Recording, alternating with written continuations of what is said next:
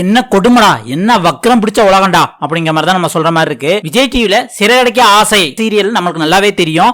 அது இப்ப ரொம்ப பரபரப்பான சூழ்நிலை போய்கிட்டு இருக்கு. அதுவும் ரோஹிணியை பத்தி விஜயாவுக்கு தெரிஞ்ச உடனே அவளை அடிச்சு வெளியில அனுப்புற மாதிரி அந்த பரபரப்பான சூழ்நிலை ஒரு பக்கம் போய்கிட்டு இருந்தாலும், அதே சீரியல்ல ரோஹிணியோட ஃப்ரெண்டா நடிச்சிருக்கவங்க தான் ஸ்ருதி நாராயணன்.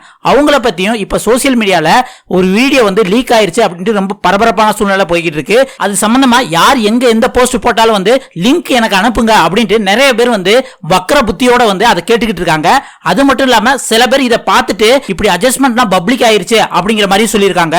சில பேர் என்ன சொல்றாங்க அப்படின்னா, பாவம் அந்த பொண்ணுக்கு என்ன சூழ்நிலையோ தெரியல, ஆனா அதுக்கு ஆப்போசிட்ல ஒரு நபரு தான் வக்ர புத்தியோட சில விஷயங்களை தப்பான இதா செய்ய சொல்றாரு.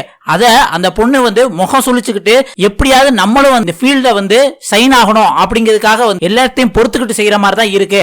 அதனால கண்டிப்பா அந்த ஆப்போசிட்ல உள்ளவனை கம்ப்ளைண்ட் கொடுத்து அவனை தூக்கி உள்ளுக்கு வைக்கணும், இந்த சட்டம் தண்டிக்கணும், அவனை மாதிரி உலகத்துல எவனுமே இருக்கக்கூடாதுன்னு அவனை ஒரு சில பேர் திட்டிட்டு இருக்காங்க.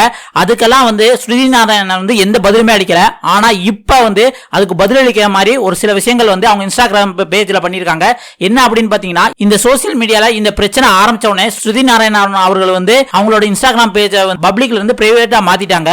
அதுக்கப்புறம் இப்ப பிரைவேட்ல இருந்து பப்ளிக்கா மாத்தி அதுல சில விஷயங்கள் போஸ்ட் பண்ணிருக்காங்க. என்ன அப்படின்னா, ரெண்டு பேர் ஒரே மாதிரியான ஏஐ ஜெனரேட் ஆன ஒருத்தர் சாதாரண ஹியூமனாவும் இருக்க மாதிரி காமிச்சிருக்காங்க. இதுல யார் ஏஐ யார் ஹியூமன் கண்டுபிடிக்காத அளவுக்கு அவ்வளவு டிஃபரன்ஸ் இருக்கு. கிட்டத்தட்ட பார்த்தா கையில போட்டுக்க வாட்ச் செயின் எல்லாமே எந்த சேஞ்சஸும் இல்லாம அப்படியே இருக்கு. இப்படி கண்டுபிடிக்க முடியாத அளவுக்கு இந்த ஏஐ டெக்னாலஜி இருக்கையில என்னோட சம்பந்தமான இந்த லீக்கான வீடியோவும் கண்டிப்பா ஏஐ டெக்னாலஜி தான் அப்படிங்கிற மாதிரி சொல்ற மாதிரி இந்த போஸ்ட் போட்டிருக்காங்க.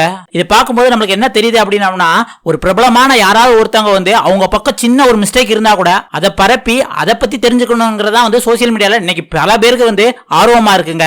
அதை அப்படிதான் நம்ம சொல்ல தோணுது.